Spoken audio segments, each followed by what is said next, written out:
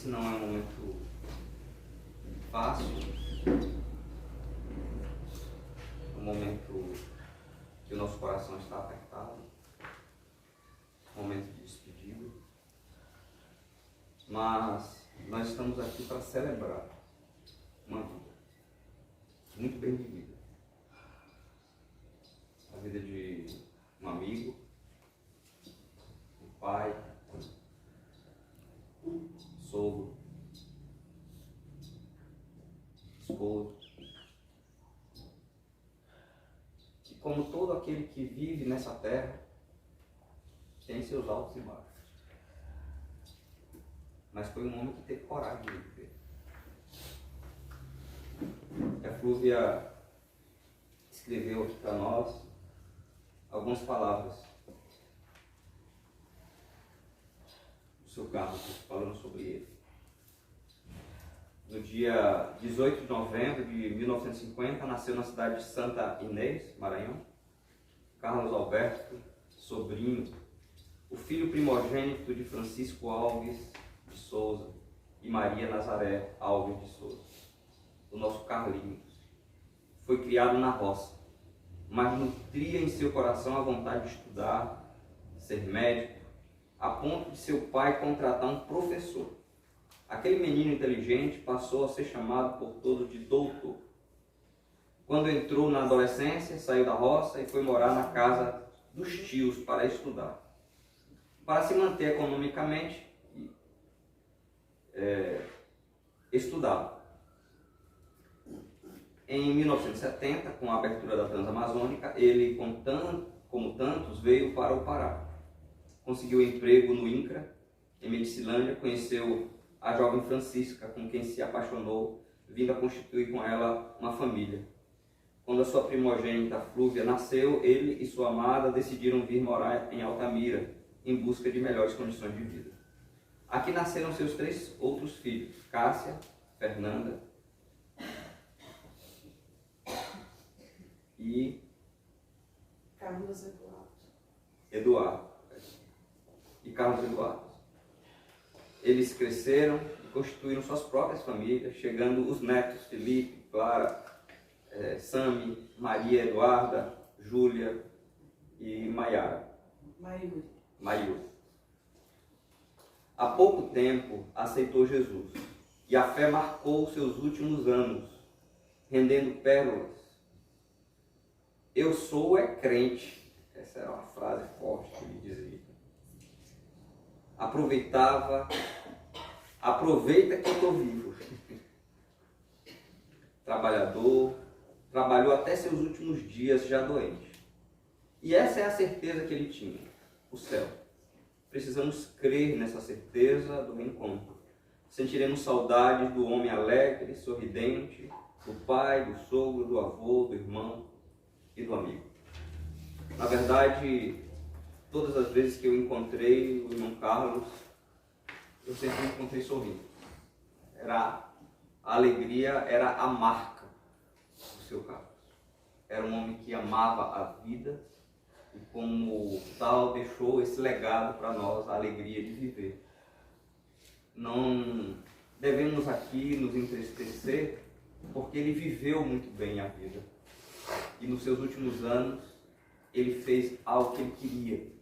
E ele o fez de coração, que foi entregar sua vida a Jesus. Eu não tenho dúvida nenhuma da sinceridade da entrega do seu Carlos. Eu via a alegria com que ele ia para os cultos, acompanhava, né? Ele devia perturbar muito o Cid, né? Porque às vezes o Cid precisava ficar aqui com a Flúvia às vezes não estava, mas ele queria ir para a igreja. Muitas vezes eu ouvi sozinho lá na igreja, né? E a gente vê assim, o compromisso. Ontem estava conversando com a Flúvia e ela dizendo assim, que todo dia ele estudava a Bíblia toda marcada, riscada. Isso você vê que nesses últimos anos ele nutriu uma paixão por Jesus, um amor por Jesus. Então, o seu Carlos, ele estava preparado. Ele estava preparado. A gente não sabe do futuro, mas Deus preparou o coração dele para que ele pudesse hoje descansar em paz. Como a gente olha aqui para ele, ele está com um semblante sereno, tranquilo, né, como de alguém que realmente descansou. E sabe, alguns textos da Bíblia que nós poderíamos hoje aqui nos confortar. O primeiro que eu quero deixar para vocês é o texto de 1 Tessalonicenses, capítulo 4, a partir do verso 13. Aqui Paulo, ele fala a respeito da morte. Porque à medida que o tempo foi passando, muitos dos cristãos primitivos começaram a morrer. E eles estavam aguardando a volta de Jesus. Paulo, inclusive, pensava que Jesus voltaria quando ele ainda estivesse vivo. E muitos começaram a se angustiar por isso. Então, ele, ao escrever essa carta, essa primeira carta aos Tessalonicenses, ele faz essa observação e ele, então, dá uma mensagem de esperança que confortou os Tessalonicenses e nos conforta hoje também. Olha só que promessa maravilhosa essa que o apóstolo nos deixa. Não queremos, porém, irmãos, que sejais ignorantes com respeito aos que dormem, para não vos entristecerdes como os demais que não têm esperança. Ele está falando dos mortos. Porque na Bíblia, quando alguém morre, é alguém que está dormindo. Como o irmão Carlos aqui. Pois se cremos que Jesus morreu e ressuscitou, assim também Deus, mediante Jesus, trará em sua companhia os que dormem. Ora, ainda vos declaramos por palavra do Senhor isto: nós, os vivos, os que ficarmos até a vinda do Senhor, de modo algum precederemos os que dormem. Veja que hoje muitos pensam que as pessoas boas que morrem, elas já estão com Deus. Mas lá Paulo, eles pensavam o contrário. Eles pensavam que somente os vivos, pelo que dá a entender aqui, iriam poder viver eternamente ao lado de Deus, quando ele voltasse. Parece ser esse o pensamento deles aqui. Por quê? Porque ele faz uma explicação muito contundente aqui depois disso. Ele diz assim, ó: portanto, o Senhor...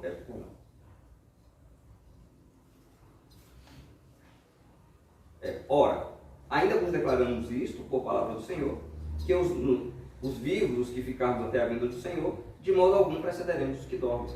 Porquanto o Senhor mesmo, dada a sua palavra de ordem, ouvida a voz do arcanjo e ressoada a trombeta de Deus, descerá dos céus, e os mortos em Cristo ressuscitarão primeiro.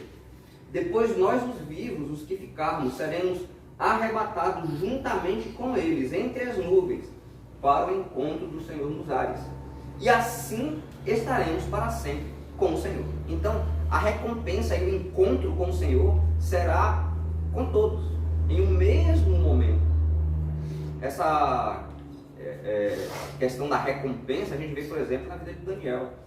Se você ler lá no final do livro, Daniel não entende muita coisa e fala assim: ó, Daniel, esse negócio é para o futuro, mas você vai descansar e no final do dia você vai se levantar para receber a sua recompensa.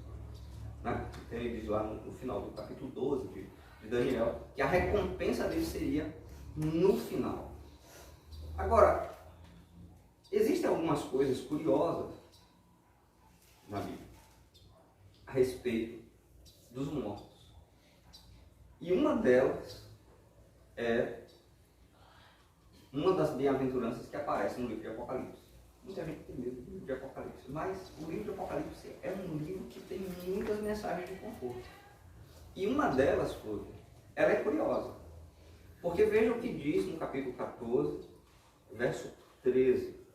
E esse texto que eu vou ler aqui não é um texto que foi escrito, mas é algo que foi escrito, esse texto que foi escrito porque Deus falou. É uma palavra direta de Deus, que o apóstolo, né, João, ouve. Né? Ele diz aqui: eu ouvi uma voz do céu dizendo, escreve. Então, foi um ditado. Escreve. Então, Deus disse e o apóstolo escreveu. Bem-aventurados os mortos.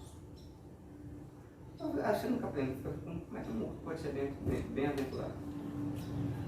Como um morto pode ser abençoado? Como um morto pode ser Porque bem-aventurado significa feliz, abençoado.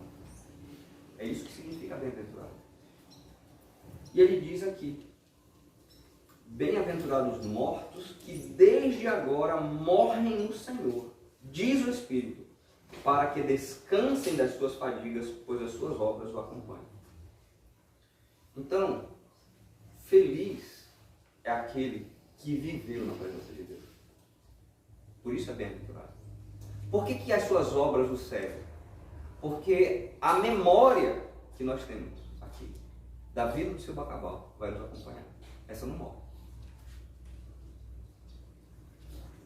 Por isso que Deus olha para nós aqui, do exemplo de vida dele.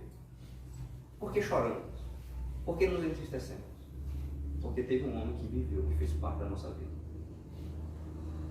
E agora sentimos falta dele. E isso é natural. É natural que choremos. É natural que sintamos falta. Mas choramos, sentimos falta porque foi relevante para a vida de cada um que está aqui. Então, vejam a vida do seu Carlos, né? Bacabal, seu Bacabal, como era conhecido. Possamos olhar, por exemplo, digno dele, da vida que viveu, do que valorizou, de como constituiu sua família, do valor que dava ao trabalho, do valor que dava à educação. Tanto que nós temos aqui, vendo na família, uma família que se dedica, e tudo isso veio por quê? Porque teve um pai que valorizava a leitura, né, pastor? Valorizava o ensino, vê?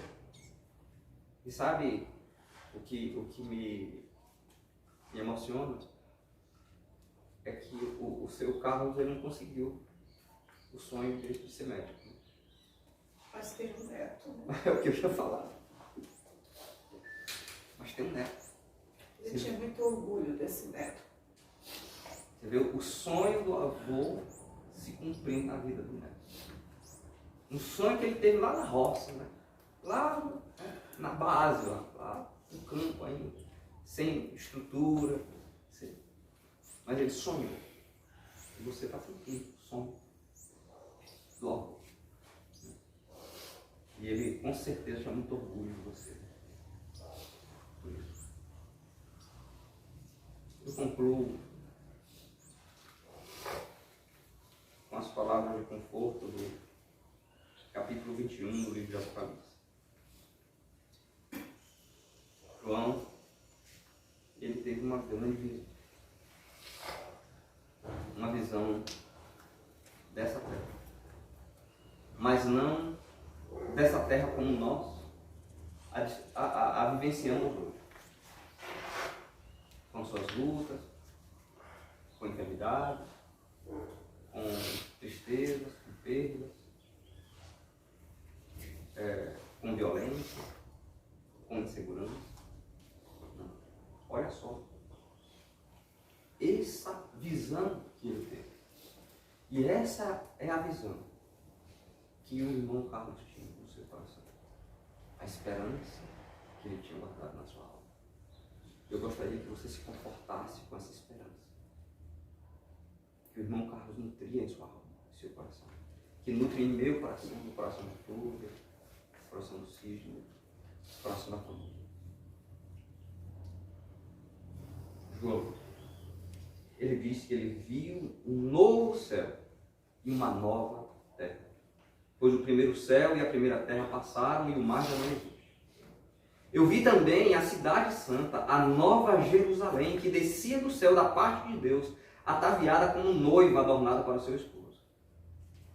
Então, ouvi grande voz vinda do trono dizendo: eis o tabernáculo de Deus com os homens, Deus habitará com eles, eles serão povos de Deus, e Deus mesmo estará com eles. Lhes enxugará dos olhos toda lágrima, e a morte já não existirá. Já não haverá luto, nem pranto, nem dor, porque as primeiras coisas passaram. E aquele que está sentado no trono disse: Eis que faço novas todas as coisas, e acrescentou: escreve, porque estas palavras são fiéis e verdadeiras. Que estas palavras possam confortar o seu coração, você que está assistindo agora, e possa confortar também o nosso coração. Vamos fazer uma oração? Querido Pai, estamos com o nosso coração entristecido nessa manhã. Porque hoje vamos despedir do irmão Carlos. Mas, apesar da tristeza e da saudade, não estamos desesperados, mas estamos esperançosos. Porque essa visão que João teve conforta o nosso coração, de saber que muito em breve Jesus voltará. E o mal findará, a morte também, e viveremos eternamente. Vamos rever entes queridos que já descansaram, vamos rever o irmão Carlos também. Vamos sorrir com ele mais uma vez, mas não para viver apenas alguns poucos anos, mas para viver eternamente. Senhor, que esta promessa possa motivar cada um que aqui está a viver na tua presença, a valorizar aquilo que tu valorizas, e principalmente, Senhor, valorizar a vida, que é um dom que o Senhor nos dá, valorizar as pessoas que estão ao nosso lado, ao nosso redor, que em vida, como acontecia aqui, nós também possamos aprender a dizer o quanto as pessoas são importantes para nós, como o seu Carlos dizia, como a Flúvia dizia para ele, quanto ele era importante. Ambos sabiam que era importante uns para os outros. Isso, Senhor, é algo que nós devemos aprender. Por isso, nesse momento, eu quero te pedir que o Senhor nos conforte, que o Senhor nos abrace, que no teu abraço nós possamos estar tranquilos de que quando Jesus voltar, vamos rever o irmão Carlos juntamente com aqueles que descansam no pó da terra. Em nome de Jesus. Amém.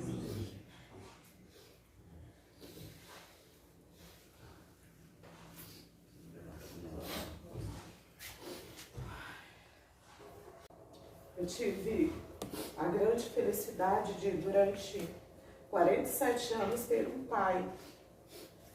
Porque depois que ele se divorciou da minha mãe, ele veio morar pertinho de mim. E foi uma bênção conviver com ele, tomar café, almoçar, ter a presença dele sempre na minha vida. Eu lembro que eu tive um ano muito difícil de fibromialgia, onde eu vivia prostrada na cama. E ele chegava, ele dizia: Flúvia, não te entrega, não te entrega. Flúvia, nós somos crentes. E aquilo me dava uma força. Ele sempre falava isso. O papai, ele viveu os últimos dias dele sem reclamar, gente. Ele dizia sempre para mim: no dia que eu morrer, eu quero morrer rápido. E Deus ouviu o desejo do coração dele. Deus não quis que ele sofresse muito. Foi exatamente um mês que Deus nos deu para a gente se despedir, na verdade, para dizer até logo, porque nós cremos nessa certeza de que todas essas coisas aqui na terra vão passar. E Deus enxugará dos nossos olhos toda lágrima, toda tristeza. E a morte, que é a grande inimiga, que é o salário do pecado, dos nossos pecados neste mundo, ela já não mais existirá, ela vai ser derrotada. E eu creio no meu coração, assim como eu sei que a minha família crê, que nós vamos nos rever. Nós dizemos até logo, Paizinho. Nos últimos dias, todos os dias, eu dizia para ele: Pai, você é muito amado, eu te amo, viu? Não se esqueça disso. E ele muito tranquilo, ele só realmente assim, eu posso dizer que ele sofreu nos 2 últimos dias de vida dele. Os outros 28 que nós vivemos, ele sempre muito tranquilo, mesmo doentinho. Então fica a imagem do pai que nos incentivou a estudar, que nos incentivou a ter valores de honestidade, São 4 filhos, todos casados, estudados, honestos.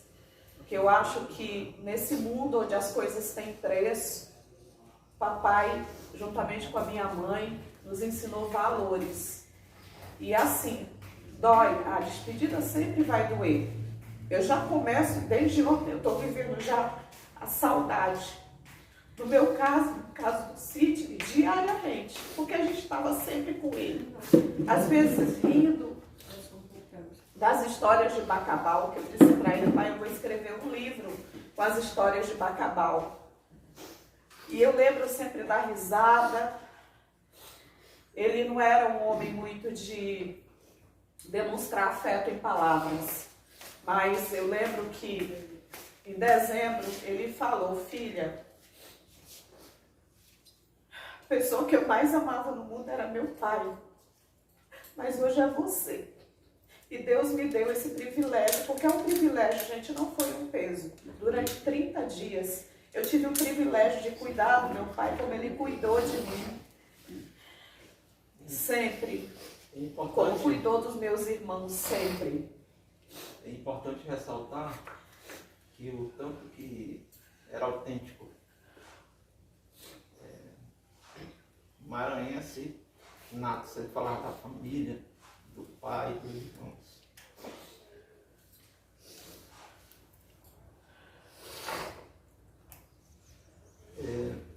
Tenho certeza que o pessoal não pôde vir do Maranhão, né?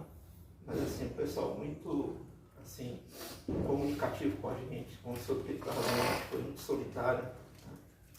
O pai dele foi até internado por soube da morte dele, seu Francisquinho, que completa 100 anos agora, né? Que é 30 de agosto. Né?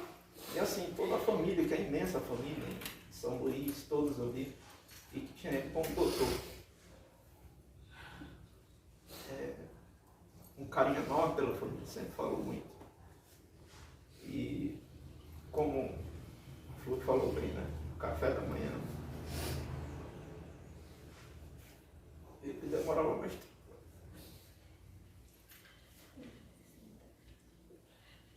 O Sidney teve o privilégio também de, nos últimos dias, alimentá-lo. Ele só se alimentava com o Sidney. Ele só dormia quando eu passava a mão na cabecinha dele e cantava. E eu agradeço a Jesus pelos 71 anos da vida.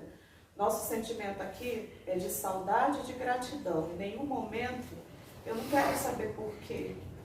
Porque eu creio que sempre a vontade de Deus é boa, perfeita e agradável. E a gente precisa confiar que Deus, na sua imensa misericórdia, quando Ele permitiu que meu pai descansasse, é porque Ele não queria que meu pai sofresse. Embora nós, no nosso egoísmo, a gente queira que Ele fique com a gente para sempre. Mas esse desejo do nosso coração também vai acontecer. Os últimos 30 dias foram assim, uma despedida muito demorada de cuidados, né? A família se organizou Para vir, né? Ele esperou. O Dino aqui, filho dele, assim, incansável. A gente passou momentos assim muito difíceis acompanhando, mas a gente sempre soube que quando fraquejar Deus levanta a gente. Na nossa fraqueza, Deus mostra a sua força. É uma despedida, né? Mas em memória vai ficar perto. Quem conheceu, né? Saudade é um amor que fica. Eu quero agradecer, porque a gente muitas vezes está tão centrado no nosso sofrimento que só depois a gente consegue ver o agir de Deus, né? E Deus colocou anjos nesses 30 dias, médicos, amigos, enfermeiros, pessoas que foram abrindo porta. Fazia um tempo que ele não ia no Maranhão. Ele foi agora em dezembro e Deus, como eu acredito hoje, tudo ele prepara. Ele foi lá para se despedir da família dele. Passou o Natal e o Ano Novo. Porque Deus sabia que ele iria partir. E chegou umas histórias da família, que o pai ia completar 100 anos, programando para que a gente fosse lá, para festa São Francisquinho. Falou de todos os irmãos, da graça da Esther, enfim, dos sobrinhos. Ficou encantado quando o pessoal de São Luís veio para Santa Luzia do Paró ali, que a família se reuniu na data festiva, apesar da Covid, sobre essa pandemia que a gente ainda vive, ele relatou muita coisa aqui para a gente.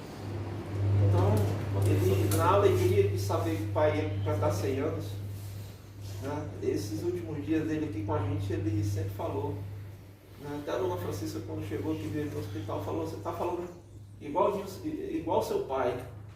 Né? E ele ali, mesmo naquela situação, ele gostou do que ouviu. Então o seu Carlos, ele deixa para a gente assim, uma memória formidável. Muito autêntico em frases e enfim, isso vai ficar. Não te entrega, não te entrega. Flúvia, quando eu morrer eu não quero que chore. Eu disse: pai, se eu já morrer eu vou chorar. O senhor não vai nem saber, mas a gente vai chorar. Não, não chore não, porque eu sei para onde eu vou. Se ele tivesse aqui, eu ia falar para ele assim: seu Carlos, é a única coisa que a gente não vai obedecer. O senhor quer, mas não é do jeito que o senhor quer. Ele disse: não, tem que ser do meu jeito. Não, tem que ser do meu, porque eu não vou conseguir ficar sem chorar. Então, que descanse no Senhor. Seja feito. Alguém mais quer falar, pessoal? Alguma coisa? Não? Esse é o momento. Podemos fechar então, né, pastor? Agora, vou pedir mais uma oração, se eu fizer. Vamos fazer o Pai Nosso, todo mundo juntos? Pai Nosso, que estás nos céus, santificado seja o vosso nome. Venha a nós o vosso reino. Seja feita a vossa vontade, assim na terra como nos céus. O pão nosso de cada dia nos dai hoje. Perdoai as nossas ofensas, assim como nós perdoamos aqueles que têm ofendido. E não nos deixeis cair em tentação, mas livrai-nos do mal. Amém. Porque o teu reino, O poder e a glória para sempre. Ele sempre fazia esse finalzinho. Ele sempre falava assim: Cid, não pode esquecer do final, Cid. E como é essa, Carlos? A gente falava só o refrão sozinho. Que possa poder o reino e a glória para Para sempre. sempre, amém. O velho bem dentro concederam que ia bem de todo mundo. Um paizão. Nunca saí do Pará, minha filha, porque eu quero ficar com vocês. Minhas tias pediram que ele fosse sepultado lá e eu disse: tia, o desejo do papai era ficar aqui conosco. Então eu vou atender o último desejo dele. E se vocês quiserem ver, vocês venham. Mas assim, eu creio no reencontro com a minha avó, com todas as pessoas que a gente sempre amou. O irmão dele, que era o grande companheiro dele, que faleceu tem 1 ano, vai fazer 2 agora em junho. E assim, tristeza, sim, mas ela vai passar. Vai chegar um tempo que tudo vai passar. Todas as coisas serão renovadas. E a gente tem que segurar na mão do Espírito Santo, ele que é o Consolador. Na carta de João 14, ele diz, né, na carta de despedida: não se turbe o vosso coração, crede em Deus e também em mim. A casa do meu pai tem muitas moradas. Se não fosse assim, eu não teria dito: vou preparar-vos um lugar. Eu virei e vos levarei para mim mesmo. Eu creio que na casa do pai tem muitas moradas. Nós somos estrangeiros aqui nessa terra. A gente está de passagem. A nossa casa é o céu. É a Jerusalém celestial. E a gente tem que ficar com essa esperança. Eu choro muito de saudade, mas eu creio firmemente que Deus, Ele vai um dia acabar com a morte e a gente vai se reencontrar. Amém. Pessoal, Manda mensagem lá.